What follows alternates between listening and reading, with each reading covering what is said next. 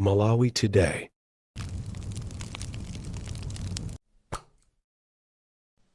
Tikulandireni kwina kulikonse kumene muli pa Malawi lero. Tabweranso ndi nkhani mwachizolowezi. Iyi ndi nkhani imene yachitika ku Mzuzu, kumene kundi ku Mzuzu North Constituency, kumene kuli shadow uyu akuti Francisco Lupasho Mafumu Kandawire, shadow MP wa Mzuzu North Constituency. Ameneyu akuti amatenga anthu m'madera ena ndi kumazalembesa m'dera lake kuti azamuvute. Ndipo atafika anthu amenewa pa galimoto imene mukuiona apapayi, anthu anayamba kuadabwa makamaka amfumu adera limeneli anayamba kuadabwa kunena kuti anthu atu akuoneka kuti si anthu athu nkhope zinthu zachilendo. Ndipo anayamba kuwapanikiza ndi mafunso zinapezeka zone anthu aja anavomeradi kuti si akumene kuja. Ndipo anthu anathawa, ndipo driver anathawa mpaka nawo zinapezeka zonena kuti galimoto nango isi yapompa. De anthu ena anagwidwa, ndipo muwaona mu video imeneyi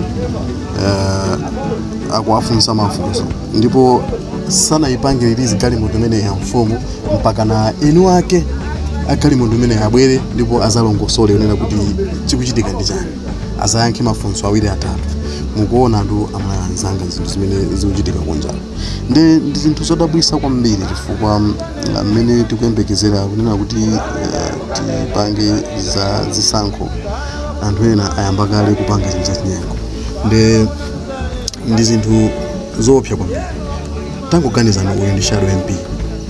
Shadow MP sikuti ndi MP koma ndi shadow MP, munthu amene akuyembekezeka kunena kuti musankhe kuzakhala MP akuyamba kupanga zachinyengo. Endiso akugwisa ntchito mu dzina la chipani cha MCP.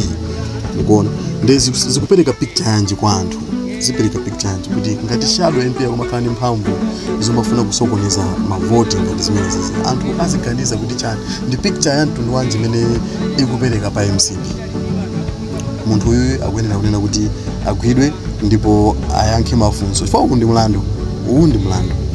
Ndi ameneyu akuyenera kuti ayankhe mafunso kuti zimene zizakupangirani ndipo alandire chilango chifukwa anthu ena atengerepo phunziro. Chifukwa si uyu yekha ndi kuti palinso anthu ena m'maderamu akupanga zinthu zimenezi. Ndizongofunika kuti anthu akhale maso osegula, komanso kuti anthu akhale wina aliyense akhale mlonda wanzake chifukwa izizi sizoona. Munthu akuyenera kuti amusankhe malingana ndi mmene zintchito zake zilili osati kubera mavoti.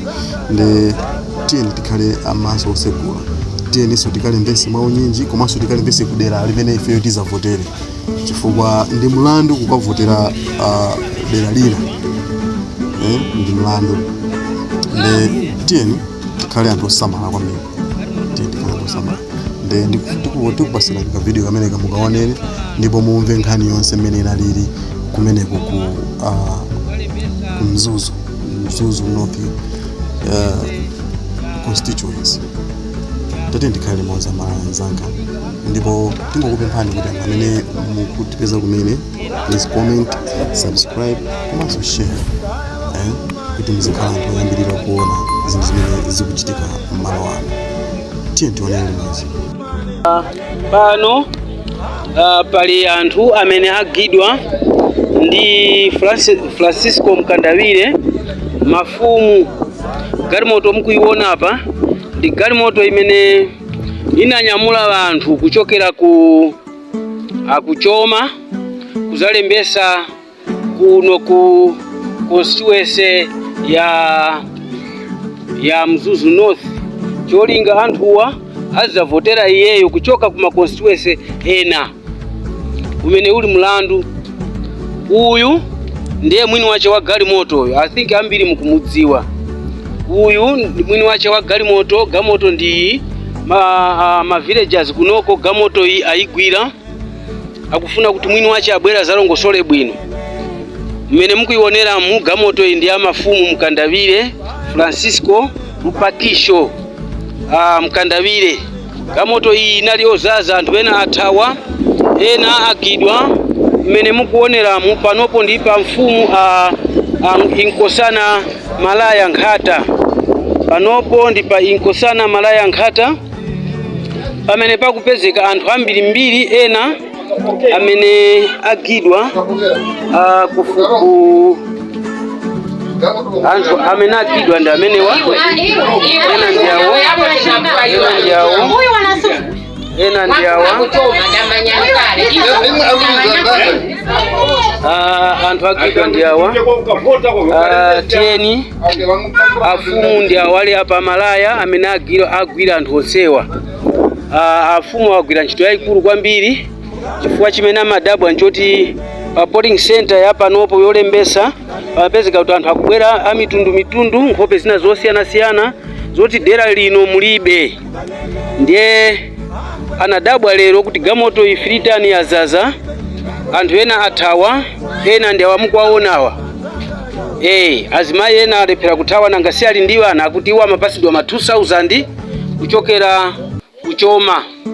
Ndithu ndiye tati tikuuzeni kuti dziko lonse liziwe kuti kunoko kumapanga za chinyengo MP amene ali Francisco Mkandawire ndi amene akupanga zonsezi. Galimoto yake ndiyo ili apoyo. Afumu ayigwira kuti zalongosole bwinobwino chifukwa chani akumakatuta anthu ena kuma constituency ena ndi ena kusiyana kuti azikatenga anthu ma constituency mwache. Ndiye zachinyengo zikuchitika kuno kuthandazya mzinda wa Mzuzu ndi zimenezi. Mmene moto ndi mmene zakhalira kumene ku Mzuzu. Maona anzano kuti akufuna mavoti aulere, akufuna kupeza mavoti mophweka, zimene zili zinthu zomvetsa chisoni kwambiri komanso zimene zili zoopsa kumene kuli kuphwanya malamulo a dziko lino. Nde tingokupemphani kunena kuti izizi tizipewe kuti tikhale ndi chisankho chabwino komanso tisakhale ndi mapokoso chifukwa zinthu ngati zimabusa ampungwepungwe zimabusa mapokoso. Nde zinthu zikakhala chonchi sizingayende. Tikhale ndi chisankho chabwino.